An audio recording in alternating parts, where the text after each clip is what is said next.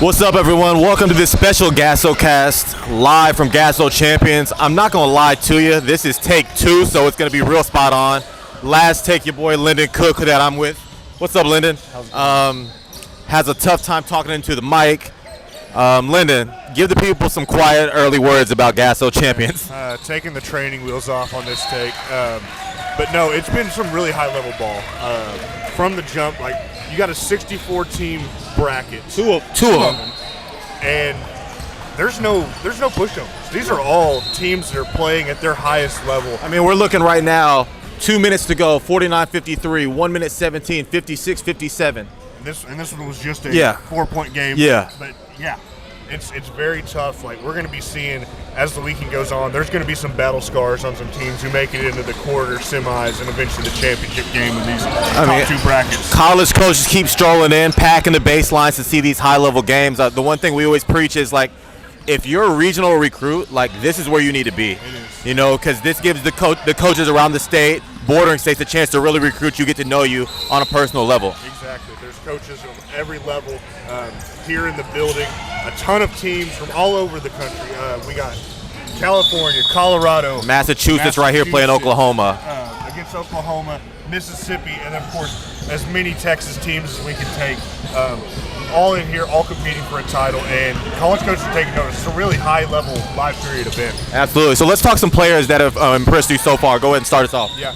You don't need your list? You already know? No, of course I know. Okay. Jared Cox this morning with Firm. I've seen him quite a bit this summer. Really enjoy his game. You know, 6'8", 20-25 kid. Can step it out and shoot, but his footwork is steadily improved. Really soft touch around the rim.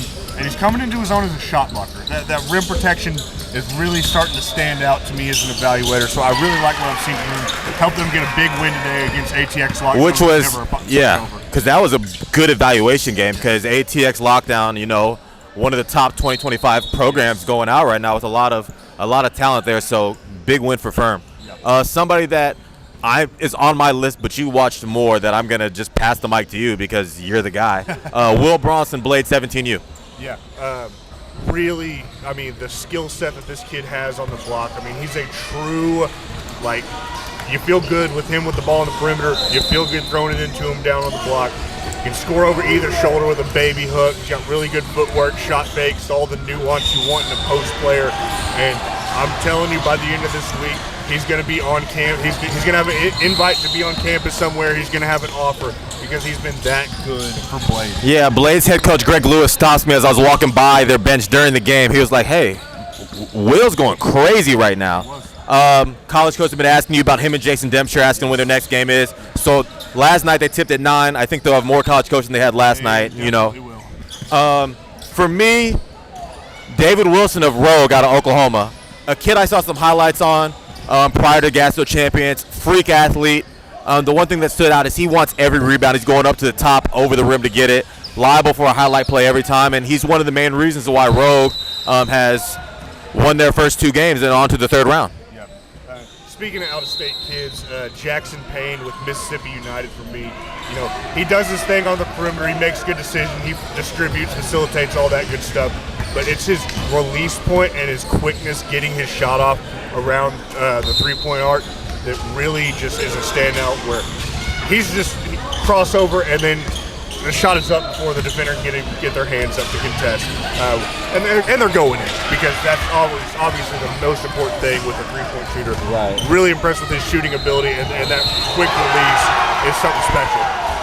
I'm telling you, it's getting lit in here. Another name from a big-time game that was just as loud as these games right now, Jordan Wright, Pearl Skills Austin, in a big-time matchup versus Texas Hard Work that went down the buzzer. There was no hero ending, but he was the hero with the game-winning layup that I have on our social media right now, along with him and Chris White. Pro Skills ATX, another team, 2 wins, moved themselves in the 3rd round with a lot of talent. For sure. You know, the last kid on my list, and if there's a loose ball here in a second, he might be featured on this cast, is Roger Dominguez with HT Toros. Really has a standout weekend so far, shooting the ball, making good decisions, being efficient in the pick and roll, and just being tough as nails on defense, as you can expect from most HT Toros guards. Absolutely. Sorry, we're watching 20 seconds to go right here. But no, looking forward to this evening. What's the matchup that you have spotlighted? The big one for me. Oh, he got the steal. We need to cut over Hold to on. the other feed. And that's game. That's tough. Okay. This is a live GASO. Yeah, facts.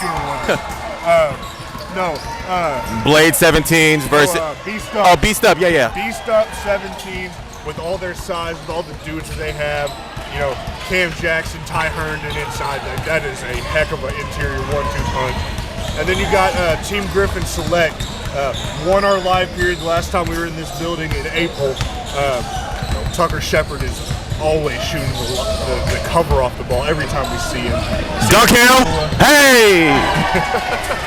I mean, it's going to be this is a championship-worthy matchup happening in round 2. Absolutely. And from it's something that we kind of talk about, like, you know, when we're setting up these brackets, we don't want, you know, Dallas versus Dallas, San Antonio versus San Antonio, but as you start to get further into the weekend and you get those matchups, it's almost like it means that much more because these teams have something to prove, like we're going to be this team from San Antonio that college coaches are going to pay attention to. Absolutely. You know, it's Friday midday. You know, usually we would just be starting a GASO, so I feel like we're in prime form. We'll probably pop back in this evening or tomorrow morning to keep y'all updated. But as always, follow our social media. Our team's all over the place, all over the courts, providing content that y'all can see who's doing what out here.